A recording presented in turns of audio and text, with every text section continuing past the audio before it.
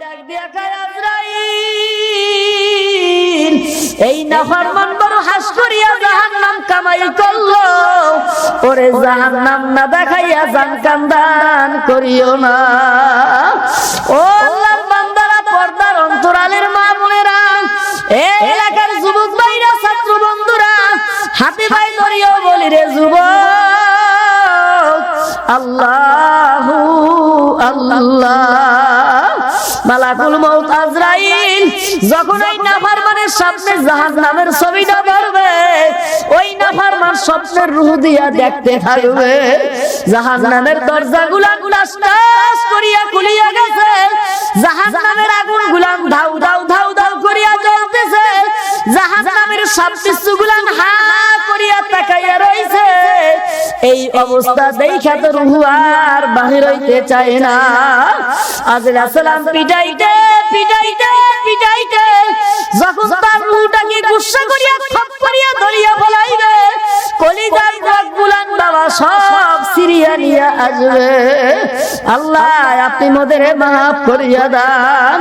ও আল্লাহর বান্দারা ওই নাফরমানকে যখন গোসল করাইয়া কাপড়ের কাপড় পরাইয়া জানাজার নামাজ পড়াইয়া যখন কবরের দিকে রওনা করবে নাফরমান তো চিল্লাইবে আর কাঁদবে আর বলবে ও আমার ভাইরা আমার বন্ধুরা আমার ছেলেরা আমি তোমাদের সাথে কি অন্যায় করলাম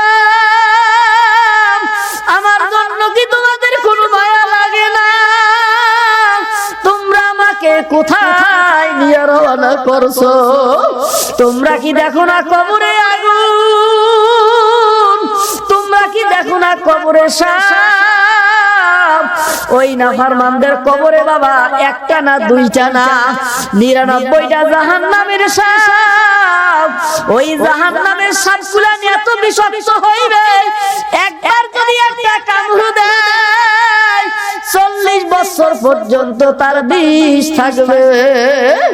একবার যদি জমিনের দিকে একবার হাউসি মারতো সারা দুনিয়ার সমস্ত কিছু জ্বলিয়া পুড়িয়া বাবা ছারখার হইয়া যাইতো কিয়ামত পর্যন্ত এই জমিনে একটা ঘাস উঠতে পারতো না।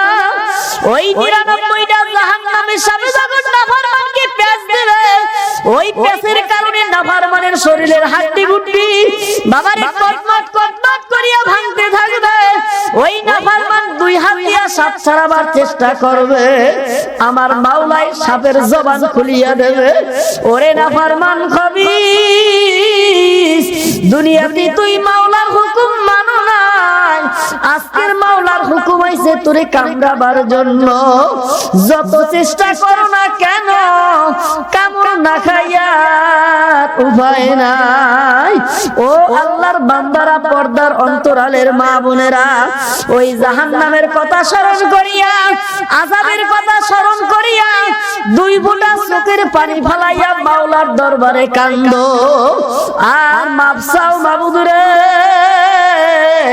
তুমি যেই তোমার কালামের ভিতরে জাহান্নামের বয়ান শুনাইছো ওই জাহান্নামের আগুন সহ্য করার ক্ষমতা তো আমার নাই।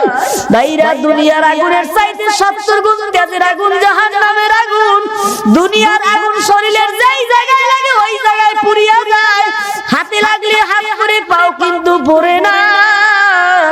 জাহান্নামের আগুন এমন উত্তপ্তের আগুন আমার মাওলা পাকের সত্য কালামের ঘোষণা আল্লাহিল মুকাদাতুল্লাতি তাতালিউ আলাল আফইদা জাহান্নামের আগুন এমন উত্তপ্তের আগুন শরীরের যে কোনো জায়গায় লাগার সাথে সাথে বাবা কলিজা পর্যন্ত পুষিয়া যাইবে। আল্লাহ আপনি মোদেরে মাফ করিয়া দেন।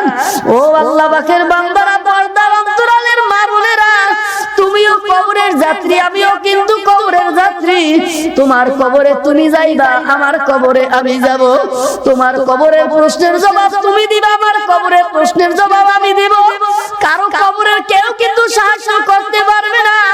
ওই কবরে যখন যাওয়াই লাগবে কি নিয়া রওনা করছো বন্ধু বুঝা শুনিয়া তারপর মাওলার কবরে যাও। মাবুদের দরবারে কান্দো আর মাপ চাও। কত গুনাহ করলাম, কত অন্যায় করলাম, কত নাফরমানি করলাম, রাতের অন্ধকারে কত গুনাহ করলাম, কেউ দেখে নাই, মাওলাই তো দেখছে। ওই মাওলার দরবারে আবার গোপনে গোপনে দুই বুড়া চোখের বাড়ি ফেলাইয়া ওই গুনার কথা স্মরণ করিয়া কান্দো।